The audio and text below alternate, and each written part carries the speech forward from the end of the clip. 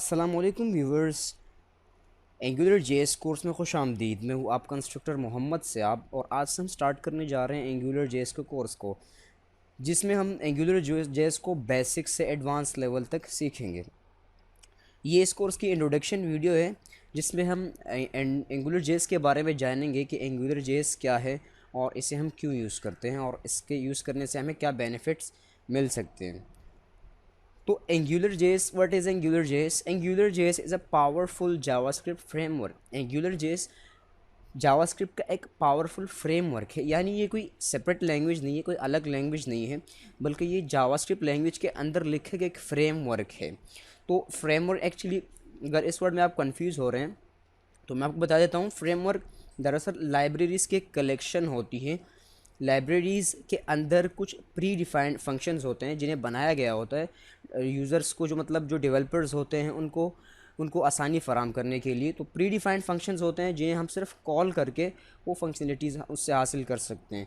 तो ये जावास्क्रिप्ट का एक पावरफुल फ्रेमवर्क है। AngularJS is developed by Mesco Harry and Adam Abrams in 2009। AngularJS को दो डेवलपर्स मेस्को हैरी और एडम एब्रम्स ने 2009 में डेवलप किया था। इसके अलावा AngularJS HTML को एक्सटेंड करता है न्यू एट्रीब्यूट्स के साथ। HTML में तो पहले से अपने एट्रीब्यूट्स मौजूद होते हैं जो आपको बेसिक रेंडरिंग के लिए, यानी बेसिक पेज जो आप HTML के बनाते हैं तो उसमें हेल्पफुल होते हैं। जबकि AngularJS के अंदर काम करते हुए आपके पास और भी बहुत सारे एट्रीब्यूट्स अवेलेबल होते हैं जो कि AngularJS के अंदर पहले से डिफाइंड है, जिसको यूज़ करते हुए आप अपने काम को पहले से ज़्यादा आसानी के साथ कर सकते हैं।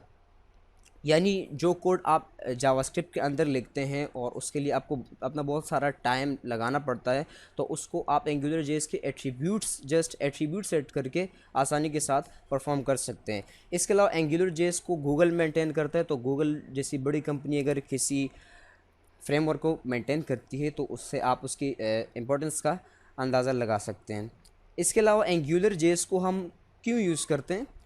तो इसका एक सिंपल आंसर है कि AngularJS बहुत ज़्यादा मतलब आपको इस तरह की फंक्शनलिटीज़ फ़राहम करता है जिससे आप अपनी एप्लीकेशंस को बहुत ज़्यादा क्विक एंड फास्टर बना सकते हैं। यानी क्विक एंड फास्टर एप्लीकेशंस के लिए आप AngularJS को यूज़ कर सकते हैं। तो SPS ब्रैकेट में लिखा हुआ इसका मतलब है सिंगल पेज एप्लीकेशंस। तो सिंगल पेज एप्लीकेशंस वो एप्लीकेशंस होती हैं जिनमें सेम पेज पे, यानी एक ही पेज पे रहते हुए मुख्तलिफ़ पेजेस की तरफ आप नेविगेट कर सकते हैं, वो भी विदाउट पेज रीलोड। यानी पेज रीलोड किए बगैर आप मुख्तलिफ़ पेजेस को एक्सेस कर सकते हैं, जिससे आपकी एप्लीकेशन बहुत ज़्यादा क्विक एंड फास्टर हो जाती है। इसके अलावा ये लाइट वेट है, यानी इसका इतना साइज़ नहीं, कम साइज़ का है, ठीक है, लाइट वेट, और ओपन सोर्स है, यानी कि फ्री टू यूज़ है, आप इसको नेट से डाउनलोड करके फ्री यूज़ कर सकते हैं।